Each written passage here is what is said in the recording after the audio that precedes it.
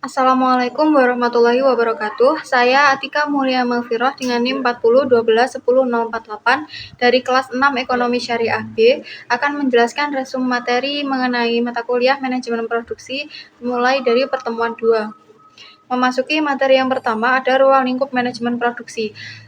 Manajemen sendiri itu adalah seni atau ilmu untuk mengelola dan mengatur fungsi manajemen POAC untuk mencapai tujuan yang lebih efektif dan efisien. Sehingga manajemen produksi sendiri itu adalah proses suatu ilmu dalam mengelola dan mengatur kegiatan input menjadi output yang memiliki nilai guna dan bermanfaat untuk mencapai tujuan yang lebih efektif dan efisien. Pengelolaan 5P sendiri ada yang pertama people atau orang yang mengerjakan proses produksi, yang kedua plan atau tempat di mana produksi itu tumbuh dan berkembang seperti di pabrik maupun rumahan. Yang ketiga, faktor input produksi seperti uang, bahan baku, dan lain-lain. Yang keempat, proses. Dalam menjalankan produksi, seorang pengusaha menggunakan metode seperti apa, langkah-langkah yang digunakan harus sesuai dengan standar. Yang kelima, planning and control system. Suatu sistem sudah berjalan sesuai dengan perencanaan di awal sebelum produksi. Proses transformasi sendiri itu ada 4. Yang pertama ada ekonomi, yang kedua ada sosial, yang ketiga ada budaya, dan yang terakhir ada politik. Memasuki materi perencanaan dan jenis-jenis produksi. Perencanaan produksi sendiri itu merupakan serangkaian kegiatan yang dilakukan untuk melaksanakan kegiatan produksi di masa yang akan datang dalam suatu operasi manufaktur atau untuk menghasilkan suatu produk sehingga produksi selesai dalam jangka waktu yang telah ditentukan. Selanjutnya, fungsi perencanaan produksi itu yang pertama untuk menjamin perencanaan penjualan dan produksi dengan konsisten. Yang kedua, dapat dijadikan sebagai tolak ukur performansi dalam proses perencanaan produksi. Yang ketiga, menjamin bahwa kemampuan produksi sesuai terhadap rencana produksi di awal. Selanjutnya ada beberapa jenis dari perencanaan produksi. Yang pertama, melaksanakan perencanaan yang berbasis pekerjaan. Jenis perencanaan yang berbasis pekerjaan ini, perusahaan berfokus pada produksi suatu produk yang dilaksanakan oleh karyawan atau satu tim. Yang kedua, melaksanakan kegiatan perencanaan produksi batch. Kegiatan ini digunakan untuk kegiatan barang produk yang diproduksi secara berkelompok, bukan secara individu, atau produksi secara berkelanjutan dalam jangka waktu yang lama. Yang ketiga, melakukan metode dengan permintaan. Metode permintaan ini merupakan metode perencanaan yang didorong oleh permintaan konsumen yang dihasilkan dari unit yang terus-menerus melalui distribusi dan produksi. Yang keempat, melakukan metode produksi massal. Pada jenis produksi ini sangat diinginkan bagi perusahaan untuk menghasilkan produk dalam jumlah besar dalam waktu yang sangat singkat. Yang kelima, melakukan metode proses manufacturing berkelanjutan. Pada jenis metode ini, proses berkelanjutan ini dapat dilihat dari aliran-aliran material yang terus-menerus pada jalur produksi. Pada umumnya, produk yang telah selesai tidak terhitung sebagai unit diskrit. Memasuki materi yang selanjutnya ada proses produksi. Proses produksi sendiri itu adalah suatu cara, metode, maupun teknik tentang bagaimana penambahan manfaat atau penciptaan faedah, bentuk, waktu, dan tempat atas faktor-faktor produksi, sehingga dapat bermanfaat bagi pemenuhan kebutuhan konsumen. Terdapat 4 strategi proses, antara lain fokus proses, fokus repetitif, fokus produk, dan kustomisasi massal. Analisis proses produksi bertujuan untuk menganalisis bagaimana proses produksi berfungsi dalam suatu perusahaan. Dalam menjalankan kegiatan dalam proses produksi, perusahaan selalu memperhatikan tahapan-tahapan produksinya. Selanjutnya, tipe-tipe produksi. Yang pertama ada produksi individual, yang kedua ada skala kecil, yang ketiga ada skala besar, dan yang keempat ada produksi massal, dan yang terakhir ada produksi custom. Terdapat beberapa faktor yang mempengaruhi proses produksi itu sendiri. Yang pertama ada faktor alam atau tanah, yang kedua ada faktor tenaga kerja, yang ketiga ada faktor modal, dan yang terakhir ada faktor organisasi atau manajemen. Proses produksi industri ini mencakup beberapa tahap, diantaranya yang pertama ada tahap perencanaan dan perancangan, yang kedua ada pengadaan bahan baku, yang ketiga ada pengolahan, yang keempat ada pengujian dan pemeriksaan, yang kelima ada pengemasan, yang keenam ada pendistribusian, yang ketujuh ada pemasaran dan penjualan, dan yang terakhir ada pemeliharaan dan pemulihan. Memasuki materi yang selanjutnya ada strategi manajemen produksi. Strategi manajemen produksi sendiri itu merupakan rencana perusahaan untuk mengubah input menjadi output yang berkaitan erat dengan aspek produksi, operasional peralatan, fasilitas, dan sumber daya yang dari perusahaan. Strategi manajemen produksi sendiri itu merupakan rencana terperinci yang dirancang untuk mengelola semua aspek dari proses produksi, termasuk perencanaan, pengorganisasian, pengarahan, dan pengendalian seluruh proses produksi dengan tujuan untuk mencapai efisiensi, efektivitas, dan kualitas yang optimal. Terdapat 4 macam strategi. Yang pertama ada framework ketidakpastian, yang kedua ada fit strategi, yang ketiga ada value stream mapping, dan yang terakhir ada teknik forecasting. Yang pertama ada framework ketidakpastian. Di sini memiliki 4 kuadran. Yang pertama efficient supply chain, yang memiliki karakteristik ketidakpastian permintaan dan ketidakpastian pasokan sama-sama rendah. Yang kedua ada responsive supply chain. Kuadran ini memiliki karakteristik ketidakpastian permintaan tinggi, akan tetapi ketidakpastian pasokannya rendah. Yang ketiga ada risk hedging supply chain. Pada kuadran ini memiliki karakteristik ketidakpastian permintaannya rendah, akan tetapi ketidakpastian pasokannya tinggi. Yang keempat ada agile supply chain. Pada kuadran ini memiliki karakteristik yang paling tidak ideal, yaitu ketidakpastian permintaan dan ketidakpastian pasokan itu sama-sama tinggi.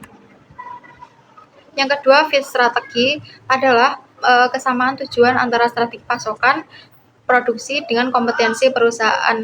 Fit strategi bisa tercapai dengan 3 tahapan. Yang pertama ada tahap menganalisis dan memetakan ketidakpastian kebutuhan konsumen dan rantai pasokan. Yang kedua menganalisis dan memetakan rantai pasokan, dan yang terakhir menentukan fit strategi. Yang ketiga ada value stream mapping atau VCM.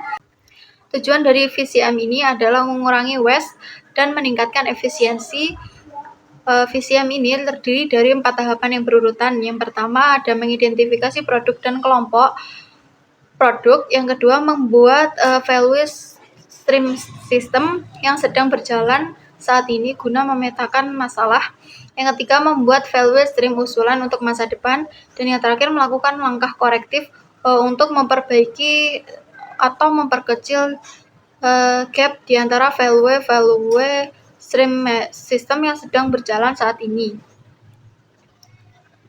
Yang terakhir, teknik forecasting dikelompokkan oleh Bowersox menjadi 3. Yang pertama ada metode kualitatif. Metode ini menggunakan data dari pendapat atau opini dari para ahli dengan wawancara, panel, dan rapat konsensus. Yang kedua ada metode time series.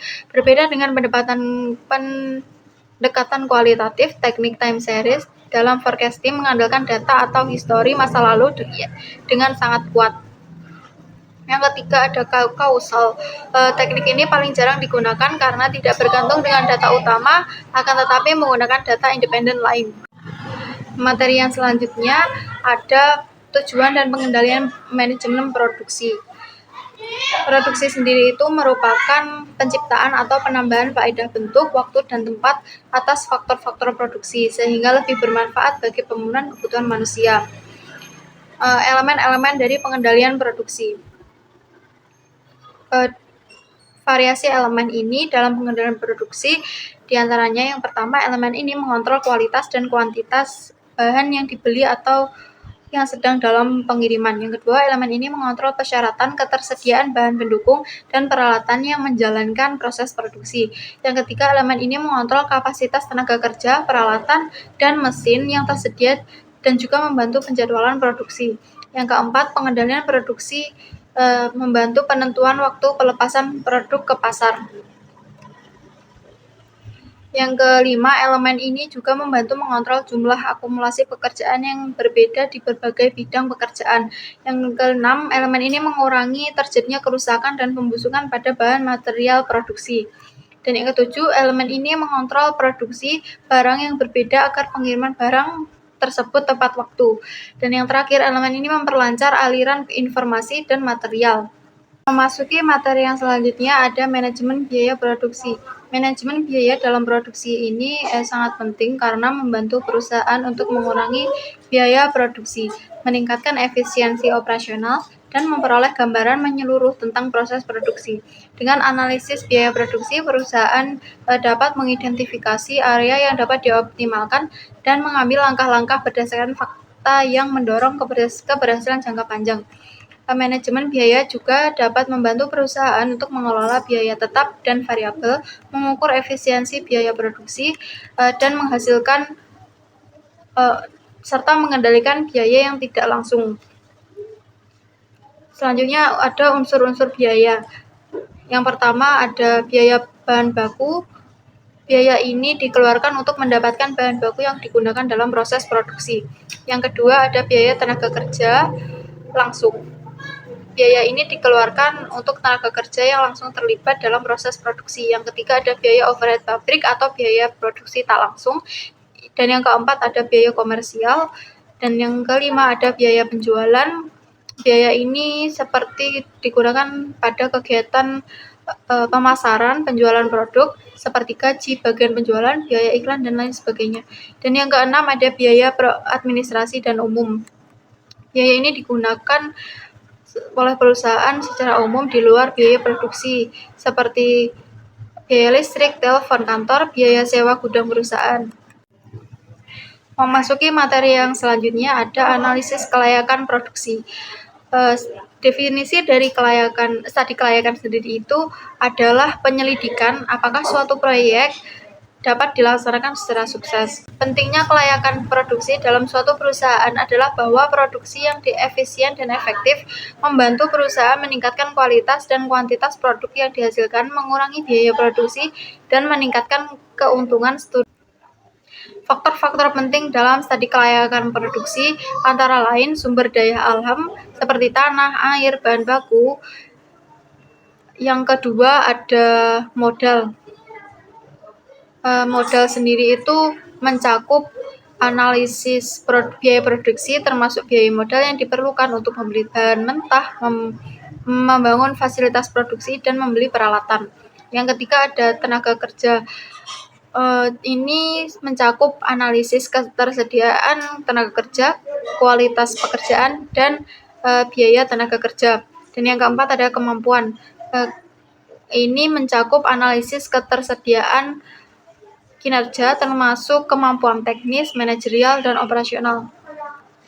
Beberapa indikator kelayakan produksi diantaranya yang pertama ada efisiensi produksi, yang kedua ada kualitas produk, yang ketiga ada ketersediaan bahan baku, yang keempat ada ketersediaan tenaga kerja, yang kelima ada ketersediaan modal, yang keenam ada ketersediaan fasilitas produksi, yang ketujuh ada ketersediaan sumber daya alam, yang kedelapan itu ketersediaan jaringan logistik ini. Memasuki materi yang selanjutnya ada pengelolaan manajemen risiko. Yang pertama pengelompokan manajemen risiko dinamis, yang dimana sebuah risiko ini terjadi karena adanya perkembangan perekonomian. Dalam risiko dinamis terdiri 3 macam. Yang pertama risiko manajemen. Risiko manajemen ini merujuk pada risiko yang timbul dari keputusan manajemen yang diambil dalam menjalankan aktivitas bisnis atau organisasi. Yang kedua ada resiko pasar. Resiko pasar merujuk pada resiko yang timbul dari fluktuasi harga dan nilai aset keuangan akibat perubahan kondisi pasar. Yang ketiga ada resiko akibat inovasi. Resiko akibat inovasi merujuk pada kemungkinan resiko yang terkait dengan penerapan atau pengembangan inovasi baru dalam suatu organisasi. Inovasi ini sering kali melibatkan pengenalan produk baru, proses baru, dan model bisnis baru yang dapat membawa dampak positif namun juga dapat menimbulkan resiko baru. Selanjutnya ada resiko statis. Resiko statis yang terkait dengan kondisi perekonomian yang statis. Dalam resiko statis ini terdiri dari 4 macam, yaitu masyarakat atau resiko sosial, yang kedua ada fisik atau resiko fisik, yang ketiga ada ekonomi atau resiko ekonomi, yang keempat ada untung atau rugi yang ditimbulkan dari perdagangan. Memasuki materi yang selanjutnya ada etika dalam manajemen resiko. Etika produksi sendiri itu merupakan aturan normatif yang mencakup sistem nilai dan prinsip moral yang menjadi pedoman bagi karyawan dalam menjalankan tugasnya dalam suatu perusahaan. Kombinasi antara perilaku karyawan dan etos kerja menghasilkan pernyataan mengenai etos kerja karyawan dalam suatu perusahaan. Fungsi SDM dalam manajemen produksi itu ada beberapa. Yang pertama ada perencanaan, yang kedua ada pengorganisasian, yang ketiga ada pengendalian, yang keempat ada pengarahan, yang kelima ada pengadaan, yang keenam ada pengembangan, yang ketujuh ada kompensasi, yang kedelapan ada pengintegrasian, yang kesembilan ada pemeliharaan, dan yang terakhir ada yang ke-10 ada disiplin, dan yang terakhir ada pemberhentian. Memasuki materi yang selanjutnya ada manajemen kinerja dan evaluasi kinerja. Organisasi itu dibentuk untuk mencapai tujuan mereka. Pencapaian tujuan organisasi menunjukkan prestasi dan hasil kerja organisasi. Ini juga menunjukkan kinerja organisasi. Output organisasi berasal dari berbagai tugas yang dilakukan. Ini dapat termasuk mengelola sumber daya organisasi atau menjalankan proses kerja yang diperlukan untuk mencapai tujuan organisasi. Manajemen kinerja dapat memberi manfaat kepada semua aspek dalam organisasi, yaitu kepada organisasi, kepada manajer, dan kepada individu. Selanjutnya ada teori motivasi untuk memperjelas efektivitas manajemen kinerja. Kinerja adalah hasil dari serangkaian tindakan yang terjadi selama periode waktu tertentu dalam situasi yang berbeda, melibatkan berbagai individu. Motivasi seseorang untuk bertindak biasanya didorong oleh motif tertentu, menunjukkan hubungan erat antara motivasi, perilaku, dan kinerja. Dalam konteks ini, Buchner mengidentifikasikan 3 teori motivasi yang dianggap dapat menjelaskan efektivitas manajemen kinerja, yaitu yang pertama ada teori penetapan tujuan, yang kedua ada teori kontrol, dan yang terakhir ada teori kognitif sosial. Evaluasi pengendalian kualitas produksi. Evaluasi dan pengendalian kualitas produksi merupakan proses penting untuk meningkatkan kualitas produk dan layanan, mengurangi biaya, serta meningkatkan efisiensi. Proses ini melibatkan komitmen terhadap perbaikan yang melibatkan faktor manusia atau motivasi dan faktor mesin teknologi. Proses pengendalian kualitas pada proses produksi dilakukan dengan langkah-langkah. Yang pertama, pemeriksaan awal oleh kepala grup, pemeriksaan oleh operator quality control, dan yang selanjutnya perbaikan jika ditemukan penyimpangan.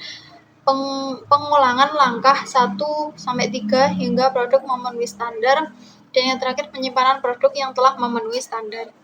Selanjutnya pengujian produksi. Tujuan pengujian produksi itu untuk memverifikasi kesesuaian produksi, mengukur efisiensi biaya dari proses produksi, menyediakan demonstrasi produksi, memberikan data standar, mengidentifikasikan dan menangani masalah, menjadi basis komunikasi teknik dan menjalankan produksi, dan yang terakhir memberikan perbandingan dengan produksi lain.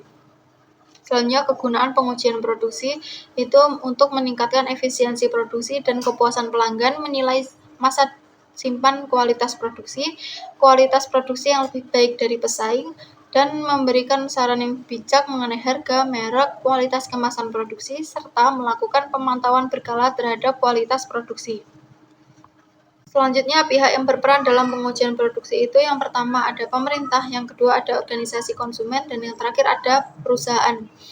Selanjutnya, persyaratan pengujian produksi meningkatkan efisiensi produksi dan kepuasan pelanggan. Yang pertama ada pendekatan sistem, yang kedua ada data normatif, yang ketiga ada perusahaan di situ yang sama, yang selanjutnya ada uji lingkungan nyata, yang selanjutnya ada variabel kritis, selanjutnya ada populasi sampel yang relevan, Dan yang terakhir ada tindakan konservatif. Demikian resum materi yang dapat saya sampaikan.